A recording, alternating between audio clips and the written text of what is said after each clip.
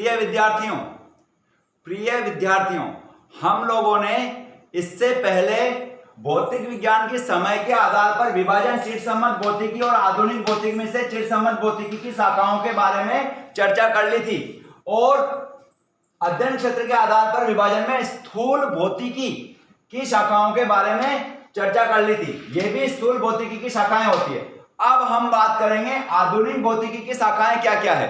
तो आधुनिक भौतिकी होती क्या है, आपको पता ही है। 1900 के बाद की पूरी फिजिक्स को हम आधुनिक भौतिकी करते हैं। तो उसकी जो प्रमुख शाखाएं वो ये रही। आधुनिक भौतिकी की प्रमुख शाखाएं ये है, ध्यान से देखो। इसमें परमाणुीय भौतिकी, नाभिकीय भौतिकी, क्वांटम भौतिकी और आपेक्षिकता या सापेक्षवाद, इसके अंदर हम द्रव्यमान ऊर्जा तुल्यता भी इसके अंदर इंक्लूड कर दिया गया है 11वीं और 12वीं में। इसलिए ये सारा का सारा जो है आपका एक ही ब्रांचेस के अंदर हम नॉर्मली पढ़ते हैं। तो ध्यान रखो, द्रव्यमान, देश, ऊर्जा, तुल्यता संबंध होता है। ये सब चीजें आइंस्टीन ने दी है। इसलिए आइंस्टीन की जो रिसर्च है या आइंस्टीन के जो लेख हैं वो सब इसके अंतर्गत ही पढ़े जाते हैं। अब हम परमाणुीय भौतिकी के बारे में बात कर लेते हैं। परमाणु, ध्यान से समझो और बता देता हूं मैं। आधुनिक भौतिकी की ये प्रमुख शाखाएं हैं। ऐसे सूक्ष्म भौतिकी की भी यही शाखाएं हैं। सूक्ष्म भौतिकी की भी यही शाखाएं हैं। इस वजह से आपको चिंता करने की जरूरत नहीं है कि माइक्रो फिजिक्स हो या मॉडर्न फिजिक्स हो, दोनों की शाखाएं यही होगी। एटॉमिक फिजिक्स, न्यूक्लियर फिजिक्स और क्वांटम फिजिक्स और आपका मास एनर्जी रिलेशन, तो ये सब आपके पास, या रिलेटिविटी, ठीक है ना। तो ये आपके पास सारी की सारी शाखाएं मिल जाती है। दोनों की शाखाएं यही है। सूक्ष्म भौतिकी की भी यही है, 1900 के बाद की भौतिकी भी यही है और सूक्ष्म भौतिकी भी यही मानी जाती है। अब आपके पास सबसे पहले हम परमाणुीय भौतिकी के बारे में बात कर लेते हैं। परमाणुीय भौतिकी में आप यह समझ लो कि परमाणु के भौतिक विज्ञान की वह शाखा जिसके अंतर्गत परमाणु के प्रभावों का, गुणधर्मों का, संरचनाओं का अध्ययन किया जाता हो, उसे हम बोलते हैं परमाणुीय भौतिकी, या उस शाखा को कहते हैं परमाणुीय भौतिकी। उसके अंतर्गत हम रदरफोर्ड का मॉडल भी पढ़ेंगे, नील्स बोर की अवधारणा भी पढ़ेंगे, उसके अंतर्गत हम सोमरफील्ड की कथन भी पढ़ने वाले हैं, उसके अंतर्गत हम थॉमसन का मॉडल भी पढ़ने वाले हैं, और हम रदरफोर्ड के, आपको पता होगा तो हमने स्वर्ण नाभिक पर एल्फा कणों के बौछार वाला प्रयोग किया था, वो भी इसके अंतर्गत ही हम पढ़ने वाले हैं। इसके अलावा स्पेक्ट्रम, परमाणुीय स्पेक्ट्रम भी हम इसी के अंतर्गत पढ़ने वाले हैं। तो ये सब चीजें परमाणुीय भौतिकी के अंतर्गत आएगी। उसके बाद ये कक्षा 12 में पढ़ेंगे, कक्षा 11 में आप 11th में पढ़ोगे, केमिस्ट्री में पढ़ोगे, और कक्षा 12 में आप 12th में पढ़ोगे। सेम चैप्टर है दोनों में, इस वजह से चिंता करने की जरूरत नहीं है। उसके बाद आता है नाभिकीय भौतिकी। तो सीधी सी बात है, नाम से पता चल रहा है, भौतिक विज्ञान की वह शाखा जिसके अंतर्गत नाभिक के अस्तित्व और उनके गुणधर्मों का अध्ययन किया जाता हो। भौतिक विज्ञान की वह शाखा जिसके अंतर्गत नाभिक के अस्तित्व, उसके गुणधर्मों का अध्ययन किया जाता हो, उस शाखा को हम नाभिकीय भौतिकी कहते हैं। इसके अंतर्गत हम नाभिक के कणों का अध्ययन भी किया जाता है। नाभिक के अंदर प्रोटॉन और न्यूट्रॉन होते हैं, इस वजह से उनका कणों का अध्ययन भी यहां पर ही किया जाता है। प्रबल नाभिकीय बल भी इसी के अंतर्गत आया जाता है, ठीक है। उसके बाद हम इसके अंतर्गत नाभिकीय आकर्षण के बारे में चर्चा नहीं करेंगे। हम सिर्फ और सिर्फ नाभिक की क्रियाओं का अध्ययन करते हैं। नाभिकीय विखंडन, नाभिकीय संलयन, परमाणु बम भी नाभिकीय विखंडन और नाभिकीय संलयन से हम बनाते हैं। इसके अलावा, ठीक है ना, न्यूक्लियर बम भी। इसके अलावा हम सूर्य में जो नाभिकीय संलयन क्रिया की वजह से सूर्य जो है हमें इतनी सारी ऊर्जा रोज दे रहा है, लगातार ऊर्जा निकाल रहा है सूर्य भी, तारे भी इसी वजह से चमक रहे हैं। इसके अलावा हम न्यूक्लियर रिएक्टर के बारे में, बिजली जो बनाते हैं वो भी हम इसी में ही पढ़ने वाले हैं। नाभिकीय बंधन ऊर्जा भी इसी के अंतर्गत ही पढ़ने वाले हैं। तो ये आपके पास हो जाएगी नाभिकीय भौतिकी, समझ गए आप। ये कक्षा 12 में पढ़ेंगे, उसमें पहले परमाणुीय भौतिकी पढ़ी जाती है, उसके बाद नाभिकीय भौतिकी हम पढ़ने वाले हैं। इसके बाद आता है क्वांटम भौतिकी। तो देखो, क्वांटम भौतिकी बहुत ही ज्यादा स्टैंडर्ड फिजिक्स है, इस वजह से इसको 11वीं और 12वीं बिल्कुल हल्का सा अंश, यानी कि परिभाषा लायक चीजें वो ही पढ़ेंगे, बाकी की बड़ी क्लासों में पढ़ोगे आप 12th के बाद।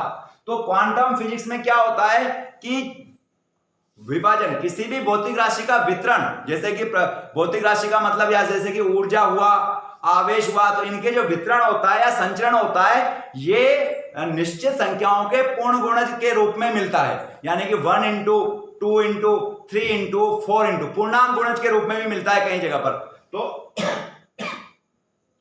तो ऐसे भौतिक, ध्यान से देखना, भौतिक विज्ञान की वह शाखा, पहले क्वांटम भौतिकी को परिभाषित कर देता हूं।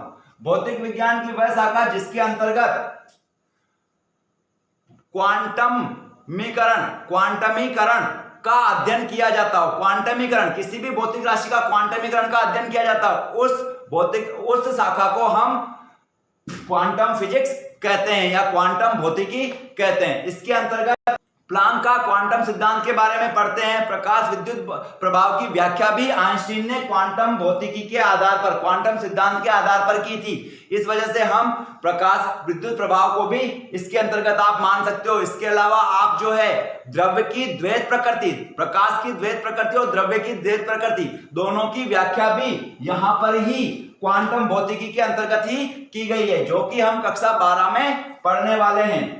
समझ गए आप। इसके बाद आता है आपेक्षिकता या सापेक्षवाद। तो देखो, आपेक्षिकता या सापेक्षवाद का मतलब होता है, ये हम बाद में बताते हैं, पहले इसकी परिभाषा बता दो इस शाखा की। भौतिक विज्ञान की वह शाखा जिसके अंतर्गत वस्तुओं की सापेक्षता का अध्ययन किया जाता हो, वस्तुओं की सापेक्षता का अध्ययन किया जाता हो, या भौतिक राशियों की सापेक्षता का अध्ययन किया जाता हो, स्थिति की सापेक्षता का अध्ययन किया जाता हो, उस शाखा को हम बोलते हैं सापेक्षवाद या आपेक्षिकता। ठीक है, इसके अंतर्गत ही हम द्रव्यमान ऊर्जा तुल्यता को भी 11वीं 12वीं में इसी के अंतर्गत पढ़ लेते हैं। देखो ध्यान से, अगर मैं आपसे यह कह देता हूं कि ये आपके पास, जैसे कि आपसे मैं कह देता हूं कि ये आपके पास जो है इन दोनों में से बड़ा कौन है और छोटा कौन है, आप बोलोगे ये छोटा और आप बोलोगे ये बड़ा है और ये छोटा है। सही है, बिल्कुल सही बोल रहे हो। अब मैं आपसे कहता हूं कि इन दोनों में से बड़ा कौन है और छोटा कौन है, आप बोलोगे नहीं सर ये दोनों आपस में बराबर हैं। अब मैं कहता हूं कि इन दोनों में से बड़ा कौन है और छोटा कौन है, आप बोलोगे कि ये छोटा है और ये बड़ा है। अब मैं आपसे कहता हूं कि ये बड़ा है या छोटा है, आप नहीं बता सकते, परंतु अगर इसके पास बड़ी चीज रख दो, बड़ा मार्कर रख दो, लंबा मार्कर रख दो, तो बोलोगे ये छोटा है, और अगर इसके पास छोटा मार्कर रख दो तो आप बोलोगे ये बड़ा है। तो इसका मतलब हम सापेक्ष, हमें क्या है, सापेक्षता के आधार पर ही भौतिक विज्ञान का अध्ययन किया जाता है। तो ये सापेक्षवाद जब दिया गया था आइंस्टीन ने, तो पूरी भौतिक विज्ञान बदल गई थी, पूरी दुनिया की फिजिक्स बदल गई थी, और उसके कारण वहां के राजा ने आइंस्टीन को जेल में तक डाल दिया था कि तू जो है विज्ञान को बदनाम करना चाहता है, फिजिक्स को बदनाम करना चाहता है, इस वजह से तूने इस तरह का नियम बता के और दुनिया को मूर्ख बना रहा है। लेकिन उसके बाद जब रिसर्च किए गए तो यही आपेक्षिकता या सापेक्षवाद आज नई मॉडर्न फिजिक्स में सबसे महत्वपूर्ण ब्रांच में से एक बन गया है। इसके बगैर हम किसी को भी पता नहीं लगा सकते। मैं ये कहूंगी आप कितनी दूर है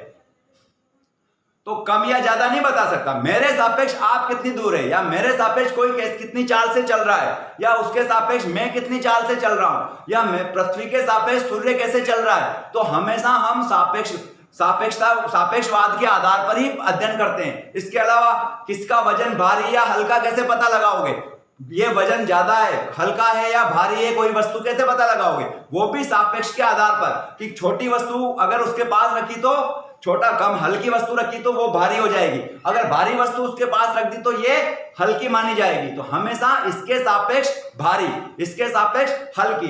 तो ये सापेक्षवाद या आपेक्षिकता के अंतर्गत ही हम पढ़ने वाले हैं। हल्का सा हिस्सा 11वीं में पढ़ेंगे, हल्का सा हिस्सा 12वीं में पढ़ेंगे, बाकी सारा का सारा बड़ी क्लासों में पढ़ेंगे।